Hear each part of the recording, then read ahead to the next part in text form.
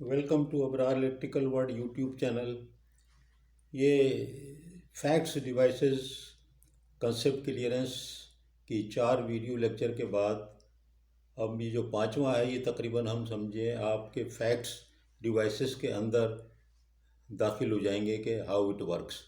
यानी बिल्कुल आपको इंशाल्लाह कंसेप्ट समझ में आ जाएगा। जो अगर आपने वो चारों वीडियोस लेक्चर मेरे छोटे छोटे देखे हैं तो अब ये वाला जो है बहुत आपको आसान लगेगा। जैसा मेरा तरीका है, मैं एक डायग्राम पुरानी वाली भी यूज़ करता हूँ और दफ़ा, ताकि रिकैप हो सके और आपको याद आ जाए, या कोई नया अगर ऐड हो स्टूडेंट तो वो भी आराम से बात को समझ जाए। तो अब आप देखें कि क्या हम कहाँ से चले थे कि हमारे पास ट्रांसमिशन लाइन है, उसमें हमने रखा था कि एक लाइन हमारे पास अगर हो तो उसके ऊपर जो भी लोड है वो फ्लो होगा, कोई ख़ास बात नहीं है।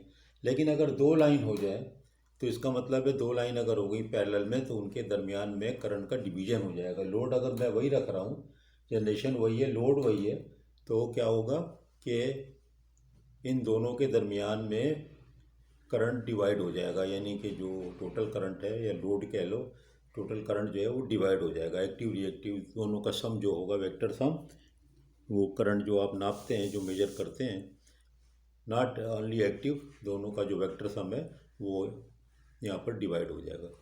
वो मैंने अलग एक फिर वीडियो बनाई जिसमें मैंने आपको दिखाया कि ये इस इम्पीडेंस या इस रिएक्टेंस के इन्वर्सली प्रोपोर्शनल होता है लोड फ्लो। ये देखें, यहाँ पर भी देखें, चाहे एक्टिव हो चाहे रिएक्टिव हो, इन्वर्सली प्रोपोर्शनल होता है एक्स के।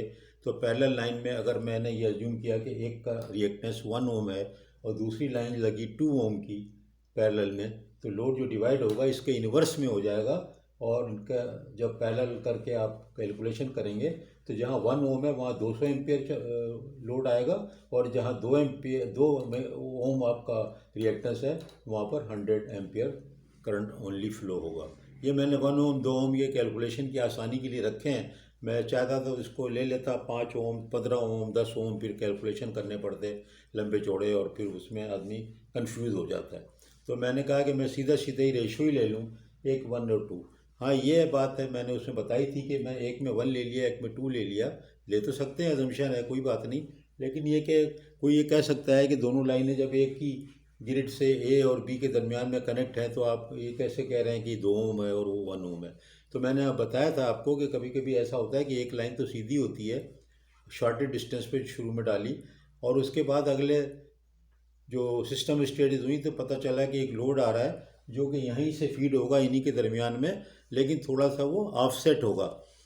तो जैसे कि जोग्राफिकली अगर देखें तो आपको पता चला कि ये जैसे कि यहाँ पर ये पाकिस्तान का नक्शा है, और आपको पता चला कि एक लाइन इस ग्रिड से इस ग्रिड में डालनी है, तो आपने शुरू में डाल दी यहाँ से।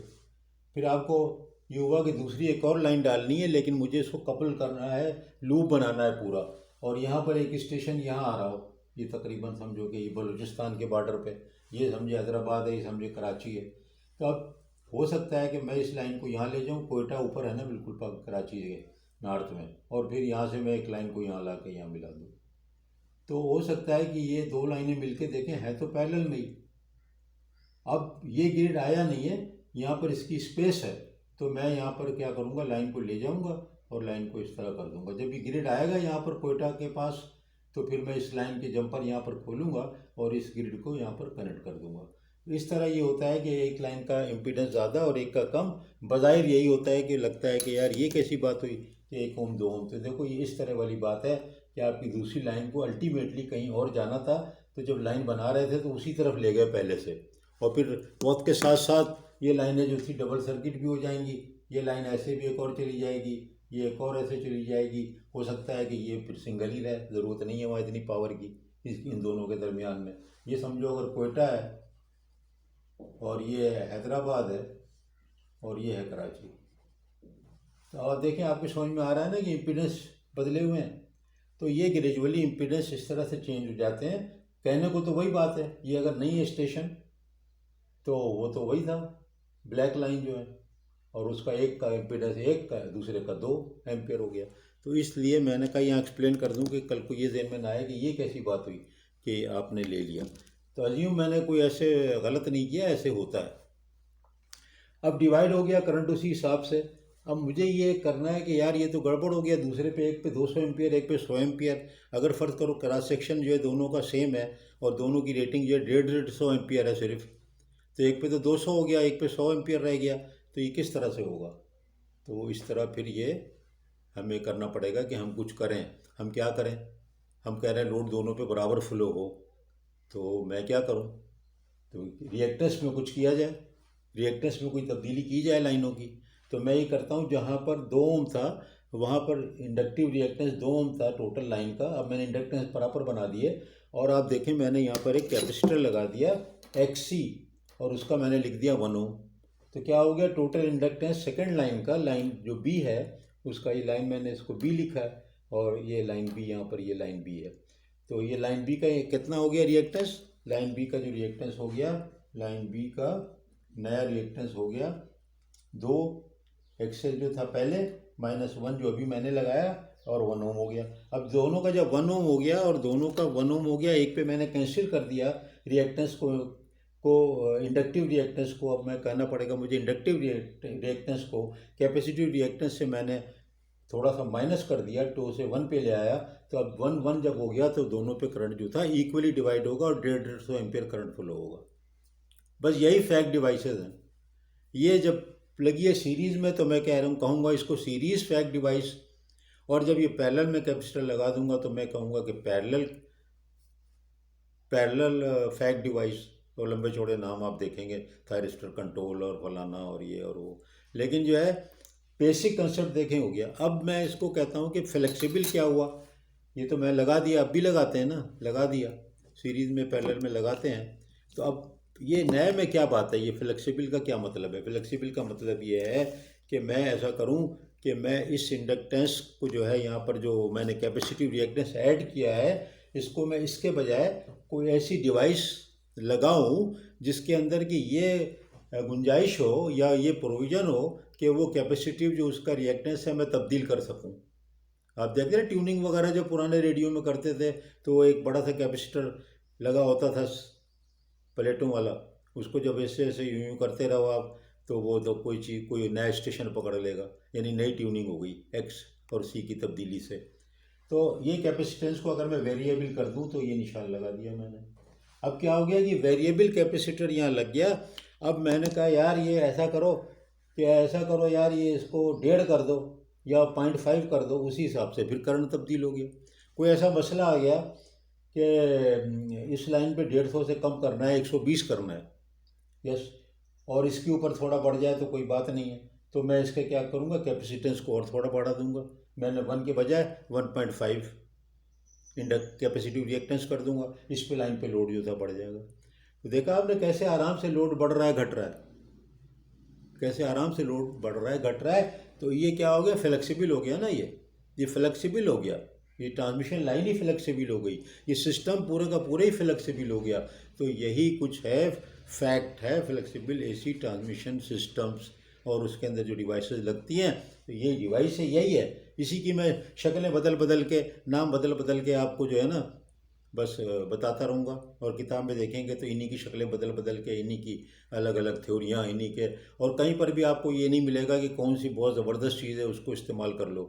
तो ये डिपेंड करता है कि आपका कौन सा सिस्टम है, क्या है। और ये चीज़ इतनी अच्छी है कि इससे आप देखें ना कि आप लोड कंट्रोल कर रहे हैं, और जब इसका एंगल भी चेंज हो जाएगा लाइनों का, क्योंकि जब इंडक्टेंस चेंज हो रही है तो एंगल भी चेंज हो रहा है लाइन का, लोड फ्लो जब भी तो कंट्रोल हो रहा है। एक्टिव और रिएक्टिव पावर दोनों कंट्रोल हो रहे हैं। एक्स दे के बदलेंगे तो क्यू जो है यहाँ पर भी एक्स है, पी यहाँ पर भी एक्स है, यानी ये एक्टिव पावर, ये रिएक्टिव पावर। तो ये जो ब्लू वाला नीचे मैंने बनाया हुआ है, ये असल में हम बिल्कुल फ्लेक्सिबल एसी ट्रांसमिशन सिस्टम के डोमेन में दाखिल हो चुके हैं। ये बेसिक तरीन बिल्कुल नाइफ, यानी कि जो बिल्कुल बच्चा है और भी नॉलेज बहुत कम है, वो भी अगर इंटरव्यू में ये वाली बात बता देगा उसको पूरे नंबर मिल जाएंगे, क्योंकि कंसेप्ट तो यही है ना। बाकी उसकी जितनी शक्लें हों, जैसे कि आप कोई कार के इंजन कैसे चलता है पेट्रोल वाला आप बता दें तो कोई टोयोटा हो होंडा हो, इससे क्या लेना देना, वो तो आपको नंबर तो पूरे मिलेंगे ना, क्योंकि हम तो इंजीनियरिंग साइड पे हैं। तो ये ही फैक्ट्स डिवाइस है। आप देखें जब ये आप इंडक्टेंस चेंज करते हैं तो ये कर्व में भी चेंजेस आते हैं यहाँ पर, और ये मैंने कर्व बताया हुआ है आपको कि ये क्या चीज़ है, काला वाला जो कर्व है या लाल वाला, ये तो पी और क्यू का कर्व तो है, लेकिन इसका ताल्लुक क्या है? सीधा सीधा ट्रांजिएंट स्टेट स्टेबिलिटी से भी है कि एंगल भी तो चेंज हो रहा है। एंगल चेंज हो रहा है तो आपको पता है ना, क्रिटिकल एंगल जनरेटर चलाते हैं, मैंने बताया 30 डिग्री पे चलाएं तो बेस्ट है, 90 डिग्री मैक्सिमम में चलाएंगे तो वल्नरेबल है, क्योंकि बिल्कुल वो क्रिटिकल पॉइंट आ जाएगा, उसके बाद ज़रा सा आगे गया रोटर तो वापस ना आने के चांसेस बहुत ज़्यादा हैं। तो क्या हुआ कि ये जो चीज़ मैंने लगा दी फ्लेक्सिबल टाइप का जो वेरिएबल कैपेसिटर, तो ये इसका मतलब है कि ये बड़ी फ़ायदेमंद चीज़ है। अब अगर इसी को मैं आगे बढ़ाऊँ बात को, तो आगे बढ़ाने का ये है कि मैं ऐसा करूँ कि यहाँ पर कैपेसिटर मैंने लगाया, इसके बजाय मैं यहाँ पर एक इंडक्टर लगा दूँ वेरिएबल, ये लो। अब क्या हुआ कि मैं तो चाहूँ तो लाइन 1 का इंडक्टेंस बढ़ा दूँ तो भी वही बात हो जाएगी, मैं इसको बढ़ा के 2 ओम कर दूँ और यहाँ कैपेसिटर को ना डर लगाऊँ, या मैं दोनों चीज़ें लगा दूँ। जब मैं दोनों चीज़ें लगा दूंगा तो इसको कहेंगे कंबाइंड फैक्ट। ये भी देखें, दोनों को मिला के लगा दिया तो या इसको क्या कहेंगे? सीरीज़। अगर ये पैरेलल में लगा देंगे तो पैरेलल, अगर दोनों लगा देंगे कंबाइंड, तो ये सब जितने भी इसके टाइप मिलेंगे ना, सब इसी से। अब देखें, इसका इंडक्टेंस में बढ़ा दूँ और इसका इंडक्टेंस को, कैपेसिटेंस को ना बढ़ाऊँ, ज़ीरो ही रखूँ, दोनों को 2 2 एम्पियर पे ले आऊँ, तो फिर वो वापस 150 हो जाएगा। और अगर लाइन में कैपेसिटी है तो कोई बात नहीं है। तो आप देखें कि किस तरह से कंट्रोल हो रही है सारी चीज़। तो आप वेरिएबल इंडक्टेंस लगा दो, वेरिएबल कैपेसिटेंस लगा दो, दोनों को मिला के लगा दो, ये सारी की सारी कहा जाएगा कि फ्लेक्सिबिलिटी पैदा हो गई ट्रांसमिशन लाइन के अंदर। तो बहुत बहुत शुक्रिया, ये बिल्कुल मैंने आसान तरीन तरीके से बताया आपको। उम्मीद है कि आपको पसंद आएगा। इसको आप जूनियर लोगों में ज़रूर बताएं, ख़ासतौर पर जो बाहर जा रहे हैं उनको ज़रूर बताएं। सबको ही फ़ायदा होता है नॉलेज को बांटने से। कोई नॉलेज को बांटने से, आप बचपन से पढ़ते हैं, कम नहीं होती कभी भी। मेरा तो ये तजुर्बा है। और फिर आप फ्री भी अगर तालीम दें तो वो भी आपकी रायगा नहीं जाती। कोई कुदरत का कोई निज़ाम है कि आप बहुत ही सेटिस्फाइड लाइफ गुजारते हैं अगर आप दूसरों को इल्म देते हैं। बहुत बहुत शुक्रिया। अल्लाह हाफिज़।